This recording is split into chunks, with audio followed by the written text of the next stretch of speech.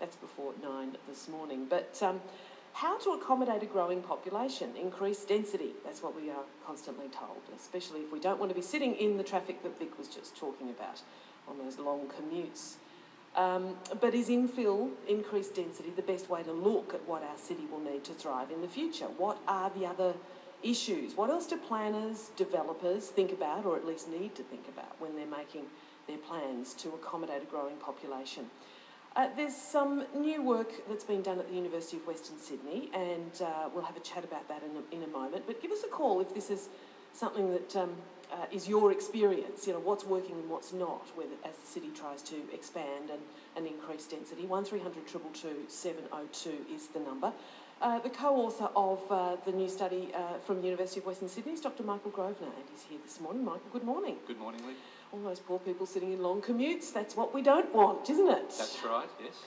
Before we talk about the research as such, just talk us through the idea of density and how planners decide how dense an area should be. Is it a complex formula, or is it pretty simple? Well, it is a bit complex. The reason for our research was to better understand the associations between where we live, what we live in, and the sustainable behaviours that people perform at home. We were particularly interested in people's electricity use, water use and transport. And we found several strong associations. Where we live and the transport that we use was quite a strong association. But what we live in and electricity use and water use wasn't such a strong association. What does that mean exactly? So doing the research, we wanted to find out some statistical associations, and what people live in, the house that they live in, wasn't such a strong influence on people's water and electricity use. It was where you live had a strong association with people's transport, but we found that philosophical beliefs, political attitudes, socio-economic factors actually influence people's electricity and water use more so. Right. So the assumption that providing more apartments, for example, or more detached dwellings is not as sustainable as one might think. It's not going to drive a sustainable outcome as much as what people's beliefs are and their attitudes politically. Okay, so what drilling down to those associations a bit more, what exactly are the kinds of beliefs that mean people are more inclined to engage in sustainable Well, behaviour? I think the political attitudes, for instance, your Green voter, your left of centre voter might have an aptitude to want to save electricity and save water use.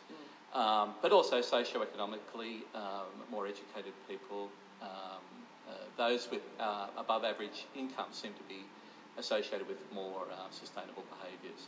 So where the geographical links between where people are more sustainable than maybe other parts of Sydney, it was more associated with those factors rather than what they lived in, like an apartment. Okay.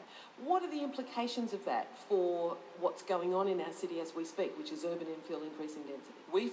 We find that there seems to be an assumption in metropolitan planning that if you provide more apartments, for example, that'll achieve a sustainable outcome. What we're suggesting through our research, it's more about where you live, say next to a railway station, than what you live in. That's what's going to drive more sustainable outcomes. But are planners looking for sustainable outcomes, or are they just doing numbers and saying lots of people coming, build more units? I think the assumption around the units from a planning perspective is you get as many people as you can around public transport. But over a given area, a mix of housing types can deliver you the type of population density you might require around public transport nodes. So not just one model, not just apartments, and that's it. A mix of housing choice, walk-up apartments, terraces, villas, even some detached dwellings. And all that's going to depend on which part of the city you're talking about and what the... That's right. So obviously the focus is on the rail corridors, for instance, but we seem to have this one model, high-rise, as the panacea for everything. Okay, let's take some calls and see what people are experiencing on the ground. Dr Michael Grosvenor is here, Associate Director of Urbis and co-author of this work that we're talking about this morning. Lola has given us a call from Kurrajong. Hello, Lola. Hi. New estates going into Mount Druitt and Penrith. We were looking at some of those the other day when we were in that area, actually. What's your concern about them? Yes, they didn't seem to have the foresight to put in any bicycle lanes next to the road.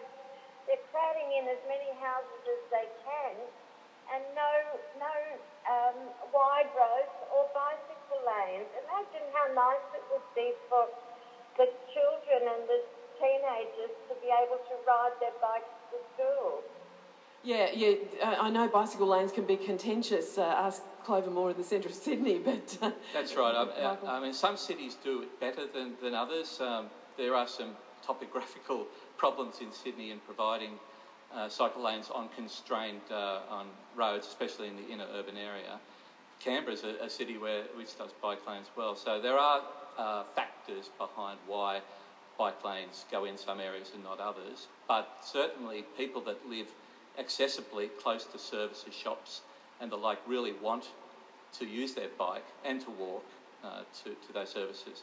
So I think bike lanes should be more thought about as a mix in the accessible city. And I wonder if bike lanes is an interesting one. I wonder if we tend to get them in the inner city areas, the closer in areas, but if they tend to be ignored more on the fringes. They do, and it's probably more space on the fringes. However, what our research also found is that in dispersed areas, it's a high car ownership and a high car use because the distances between activity centres is a lot larger, and car is really the only option for many people. But certainly the space for bike lanes is there. And if you put them in, I mean, you build it and they will come, I guess, in part is the assumption. Well, the RMS, the XRTA, have done a lot of work in actually trying to, any time there's a new road or bus lane or transit way, they have looked at putting in large bike lanes with those facilities. A couple more calls, and just this one text from Kate who says Lane Cove, giant fail in her view, from a balanced combination of dwellings to a ghetto of apartments is how she's describing it. We seem to drop away very quickly from apartments to dwellings, and I suppose that's one of the messages we would like to give, that there's probably a better mix, not only from an urban design perspective, from an affordability perspective and a choice perspective. There seems to be detached and then high rise. Yeah. We're trying to suggest that there's a mixed response that we could probably promote. 1300 222 702 is the number at 20 to 9 on 702 ABC Sydney. How should